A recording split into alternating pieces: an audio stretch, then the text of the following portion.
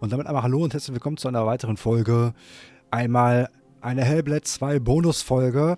Und zwar, ich habe es geschafft, alle Lehrsteine zu finden.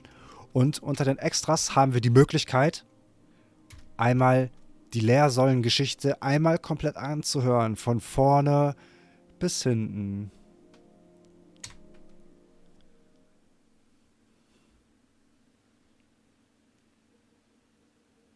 Do not forget my stories, Senua. I am with you still.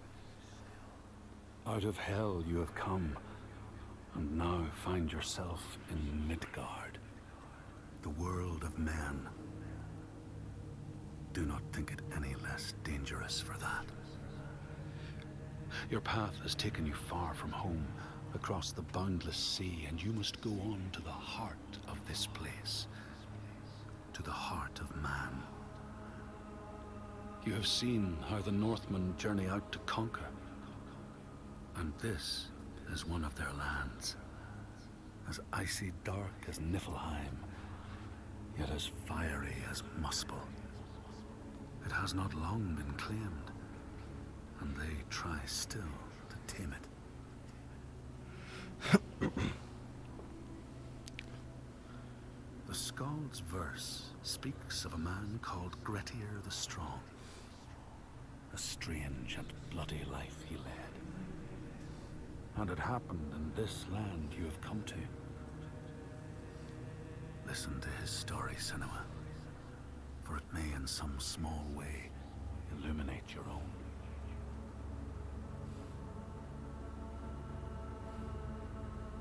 The Skalds say that in Grettir's time, a nearby farm was plagued by hauntings. A shepherd called Glamour was killed by some evil force, found dead in the snow, bloated and black. His body could not be taken to burial, because he was held fast to the ground. So it was left. 3 days after his death, the body was missing.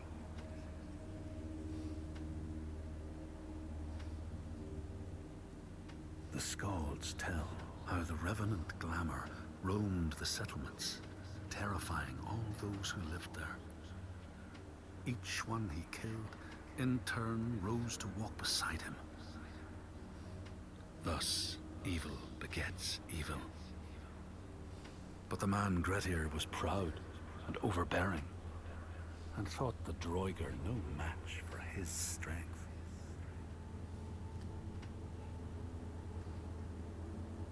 Skalds say that Grettir fought and killed the Droiger Glamour, but not before Glamour had cursed him.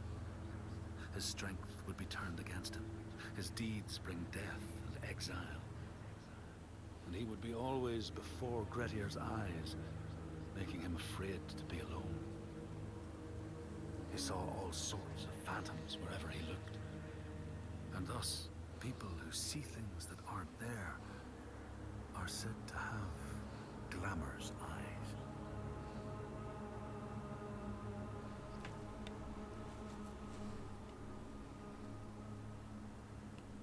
The Skalds tell how in the time of Grettir's kinsman Thorgrim, there was a terrible famine. No crops could be grown, and the fish fled the nets. It lasted years, and the people were desperate. There was no respite even in spring, since terrible gales from the north would rise up and set in for weeks. This is a cold and unforgiving land, Senua.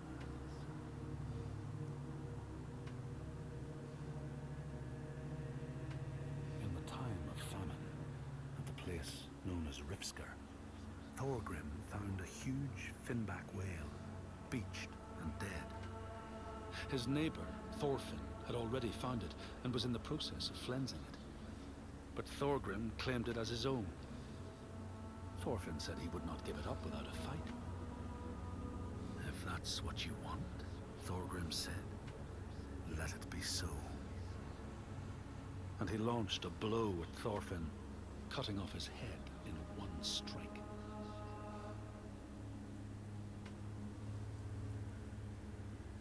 The Skalds say that the neighbors fought, armed only with the knives and axes they had brought to cut up the whale, even picking out the whale ribs to beat down their enemies. Thorgrim's men had loaded their boats with whale meat, but as they went to leave, one of their opponents struck Thorgrim's brother a fatal blow. And this is how hunger fates desperate men to come to blows, striking out against one another to survive.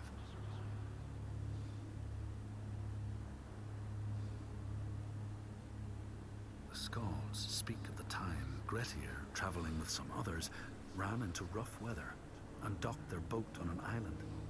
They had not brought fire with them, and the merchants complained bitterly. Seeing a great fire blazing on the other side of the strait, Grettir said he would swim over to fetch it. He took off his clothes and struck out across the water, wearing nothing but a cloak.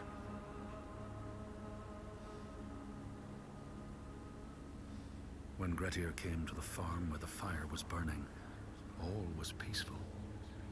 By the time he reached them, his cloak was frozen stiff, and he looked like nothing more than some huge troll. The frightened farmhands struck out at him with the first things to hand, the burning logs from the fire. Grettir fought them off and got the fire he sought. But the sparks from the logs spread fire all over the house, and nobody survived the blaze.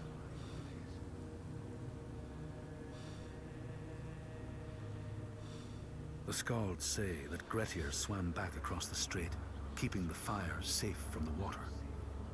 His friends applauded Grettir's bravery, but when word spread about the massacre at the farm, people took against Grettir. Nobody wanted anything to do with him, and when the news reached the Althing in the summer, Grettir was pronounced an outlaw. All doors would hence be shut to him.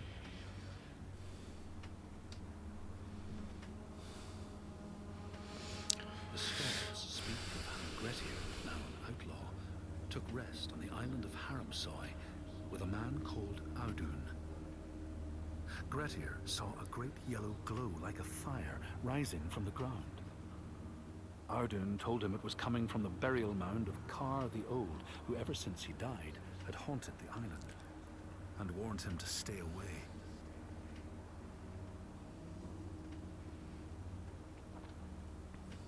The Skalds say Grettir wanted the sword that was buried in Kar's howe, and would not be deterred from seeking it. He broke the mound open and started digging until he reached the timber props. By this time it was night.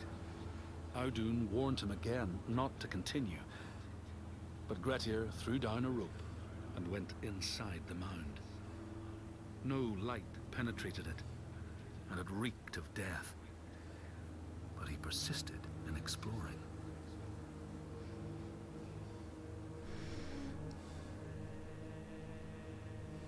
Grettir found the sword he was seeking, Kar's loom, buried in the grave mound.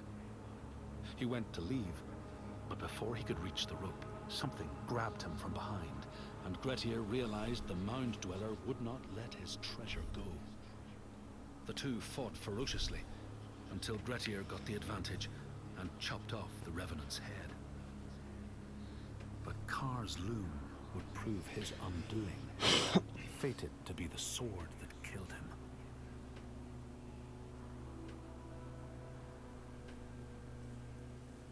The Skald's verse tells how Grettir made many enemies with his proud and overbearing nature.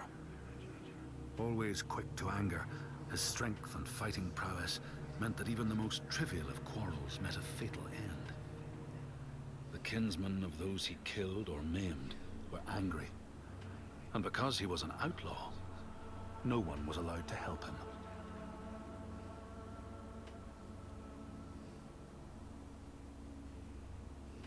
The outlaw Grettir fled to the island of Drangi. His enemies knew he was there, but he was still so strong and fierce, nobody could shift him.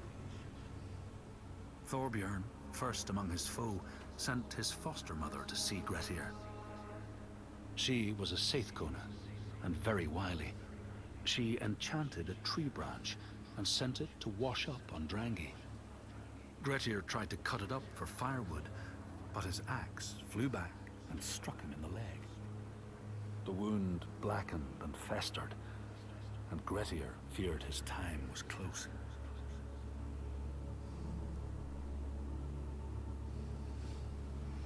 The Skalds say Grettir, wounded by Seidr, was now so weak it was possible for his enemies to defeat him. Under cover of night, Thorbjorn and his men attacked his shelter. They tried to disarm him, but he clung so firmly to his sword, Kar's Loom, that they had to cut off his arm to get it free. Then they used his sword to cut off his head, and the land's mightiest outlaw was dead.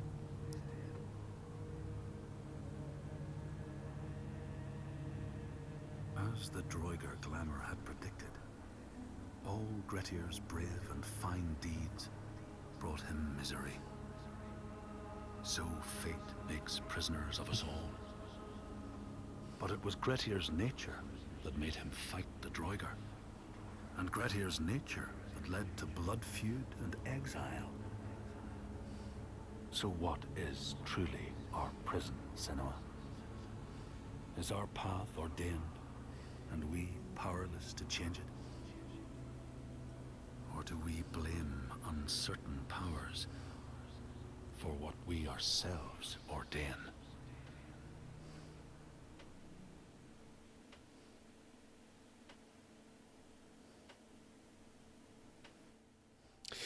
Interessant gemacht, das Ganze. Wir haben einmal die ganze Geschichte gehört.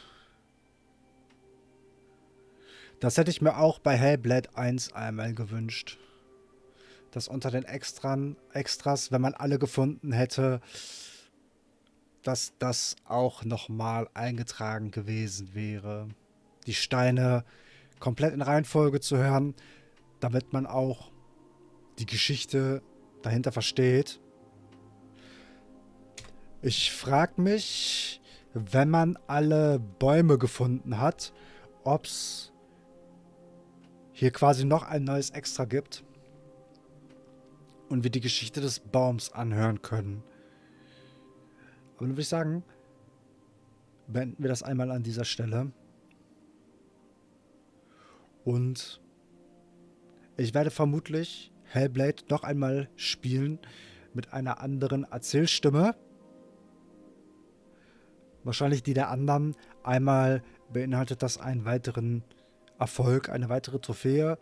Und wenn ich den letzten Baum finde, der uns noch fehlen sollte und dieser hier auftaucht, würde ich eine zweite Bonusfolge raushauen, die dann einmal, wenn es gibt, die Geschichte der Baumlinge, der Bäume erzählt, wird diese dann auch nochmal kommen. Dann bis zu einem nächsten Mal.